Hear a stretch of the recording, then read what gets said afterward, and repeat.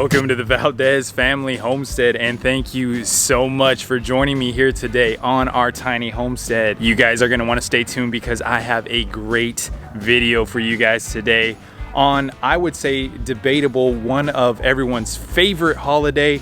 We're going to be growing something that you can take advantage here coming in the fall. But first, let me let out the girls. It seems to me, since we've built them this new coop, they love being in there more than they do out here and even free ranging. So I kind of got to get them forcibly to come out because they're loving their new coop.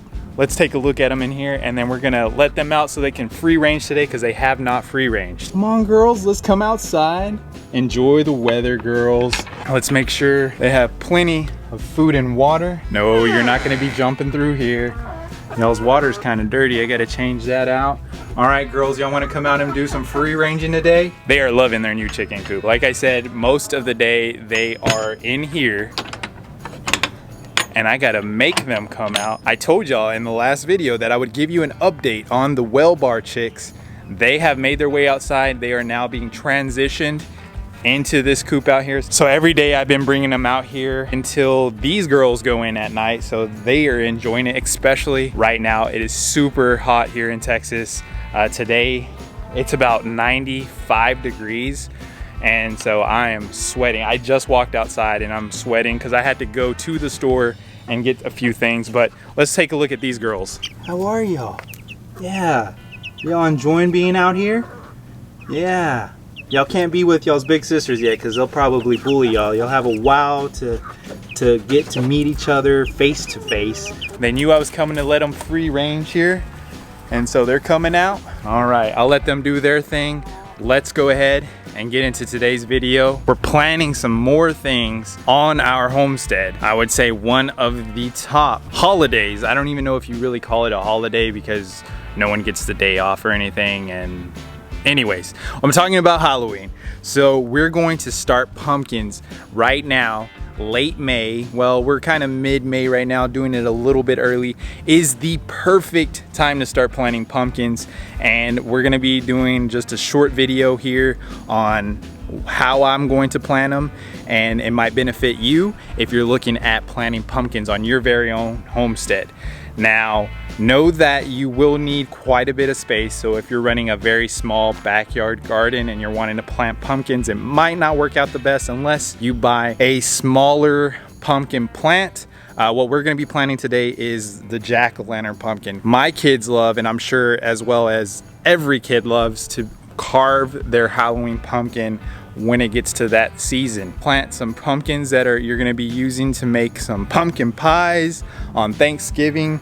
Now's a good time to start that as well. And so we'll probably plant some now, and then probably early July, I'll plant some more just to see the time frame we're needing to get those Halloween pumpkins. Just to give you an idea, pumpkins take about 110 days to harvest, so almost 4 months if you count backwards from Halloween or to the day that you're going to want to carve pumpkins, because of course we carve pumpkins a week, 2 weeks, 3 weeks ahead of Halloween. And so you want to kind of count backwards to see when you're able to harvest those pumpkins.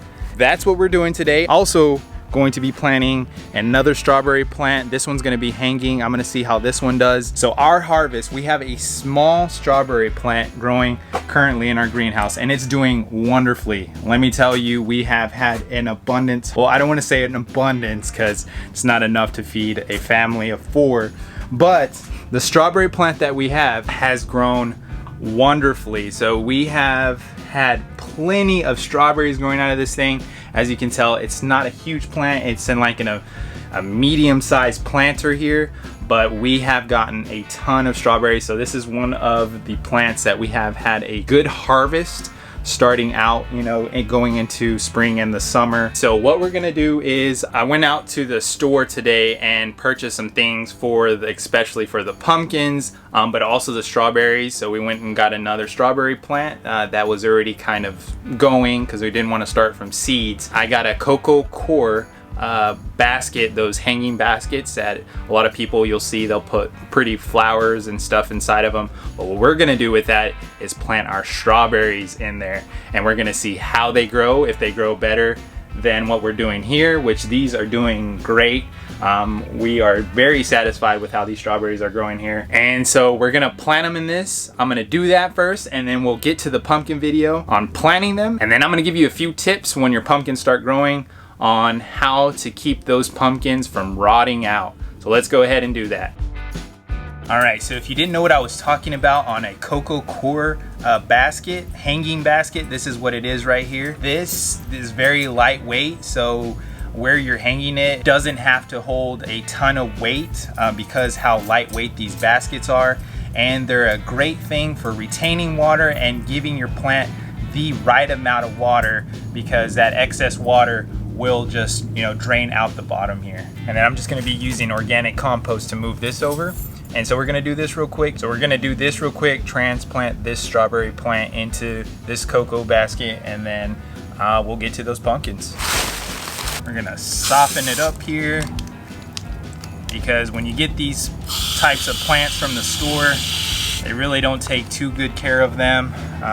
So they either overwater them usually, or most of the times they're underwatered. So that's our problem for this one here. Looks like it's been a little underwatered.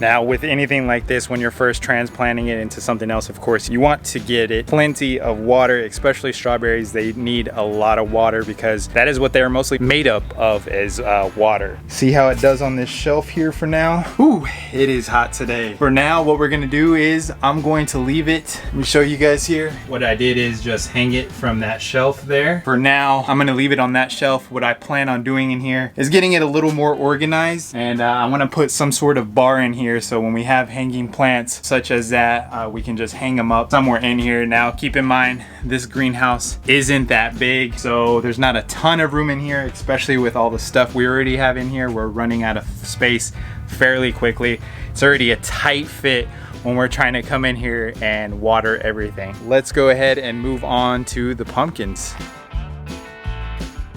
Whew. Being out in the sun every day, especially getting into those when we're getting close to the summer, can be very hard on the body. It's pretty tiring. Anyways, for the first thing, what we're gonna do is I'm gonna be starting off some seeds in here. What we're going to do is take 2 of these Jiffy pots. So these are very good at growing things. If you're starting your plants like in a greenhouse or indoors, especially if you're trying to start plants before that last frost, you know, before we get to springtime, good to start early on some plants, indoors or in a greenhouse. And so we're just gonna take some of these 3-inch, this is a pretty good size for pumpkins. They need about, when they're first growing, need about 3 inches of space around them or apart from the other pumpkin seeds. So we're gonna plant 3 pumpkins in here, start them off in the greenhouse, and then we're gonna take it back to the garden. We're gonna get our gardening hoe and plant pumpkins back there. These are really good because they're also biodegradable. They will just be broken down over time by earth and Mother Nature. Another thing I'm gonna use to test this out, we're gonna be using, this is Job's. There's plenty of other brands that are out there. This one has worked for us in the past. It's just vegetable and tomato granular plant food. And so I highly suggest using something like this when you're starting off your seedlings. So we're just gonna take our Jiffy pots. These will give you 15 peat pots. I believe these at like Home Depot, Lowe's, or even getting them online through Amazon. They're about $4 for 15 3-inch pots. When I go to any planting store or to Home Depot or Lowe's, I like to, you know, you can ask and they'll give you these trays. So you can kind of distinguish if you want to, you can label. If you have a lot of stuff growing at one time, you can label these trays with what you're growing in them. And so I'm just gonna use these to place these pots inside. But what I like to do is on these pots is get them a little moist before I put any dirt. So I like to get my water and just moisten them up a little bit, get them all moist here. And so basically what we're doing today is kind of an experiment, seeing what grows better. If I plant the pumpkins directly into my soil, or if I start them indoor inside of my greenhouse. Over time, I will give you guys updates. We're gonna see what grows better for us here on the homestead. Usually starting stuff indoor and in the greenhouse is better. You do see more results from it, at least from us. I am no expert in planting plants or anything like that. Of course, you can do research online and see how others have done it. There's tons of blogs out there that are very helpful on people that have way more experience and are true gardeners. So I'm just giving you the best ways that work for us here. This organic compost that we have been using has worked wonderfully. It is a place locally here to us. As I have stated in my past videos, always look locally first to see what is available near you, because that local compost is always gonna be better than the stuff you can purchase like at Home Depot and Lowe's. Sometimes though, I will tell you this, our Lowe's here in town does carry a lot of local compost like this. So just be aware of what you're buying. If certain name brand composts haven't worked for you in the past, it's really because truly those aren't very good.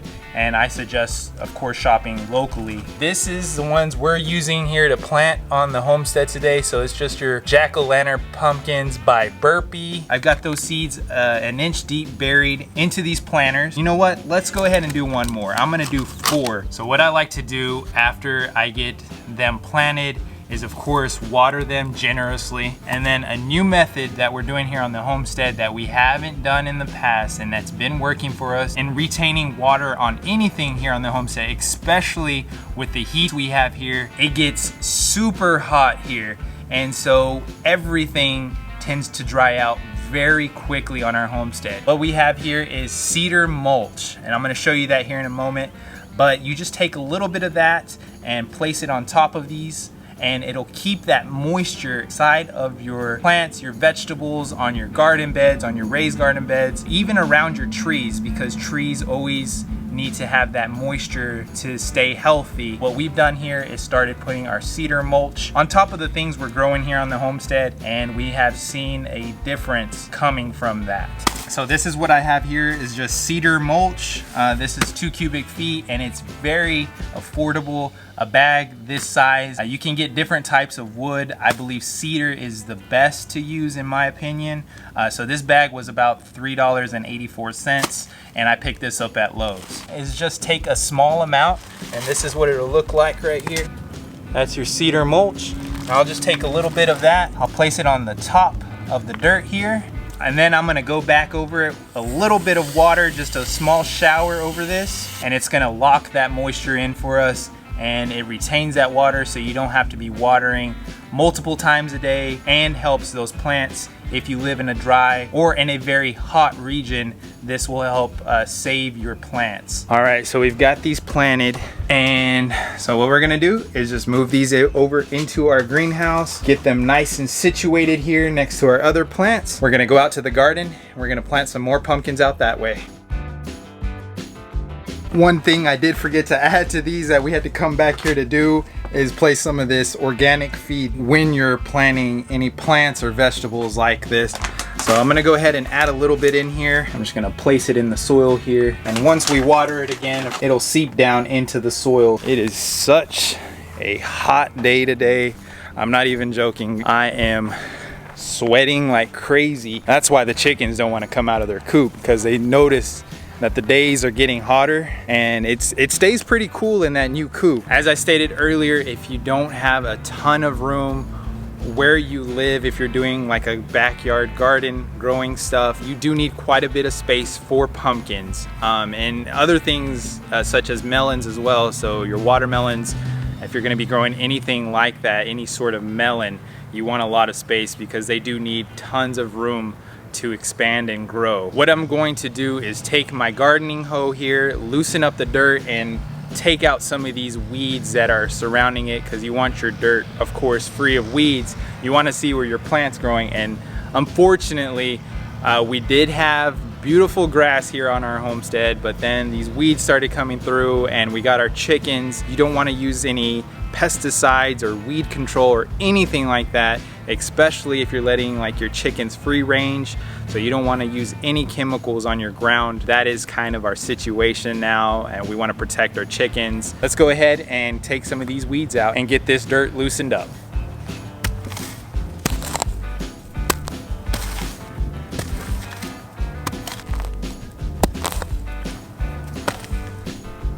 Okay, so we've got this area cleared up. We're only gonna be planting about 4 to 6 seeds here. I didn't do a huge area. As I said, this is kind of an experiment. We're seeing what is going to grow better, either starting them in the greenhouse or planting them into the ground. Of course, if you're a farmer and you need an abundance of these things, you're not gonna be starting them in the greenhouse. But if you're just doing some small backyard planting and want some pumpkins just for you and your family, possibly the better way is starting them in the greenhouse. We've got that area cleared out there. I'm gonna go over it, put a little bit of that organic plant food underneath. Then I'm going to layer it over with our compost. After I get the compost there, a row of a dirt mound, and plant the seeds about 3 inches apart. So what I'm gonna do is place a little bit of the plant food here in the surrounding areas, and then after I place the plant food, I'll be watering it down, and then after that we will be placing the compost on top. So I'm just gonna take a handful of this garden food here, and I'm just gonna spread it out evenly across this patch that I've cleared out here. All right, now we're gonna take our compost and we're gonna just spread it evenly.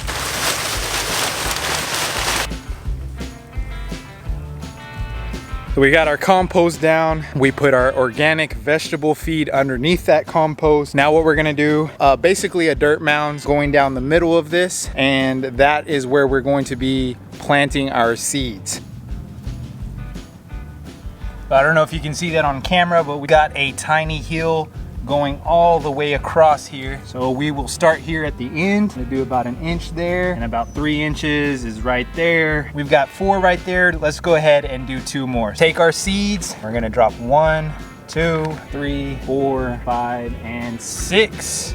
We're gonna cover those up. Now we're gonna water them real good. Now we're going to take our cedar mulch and we're going to just spread it out across this mound here.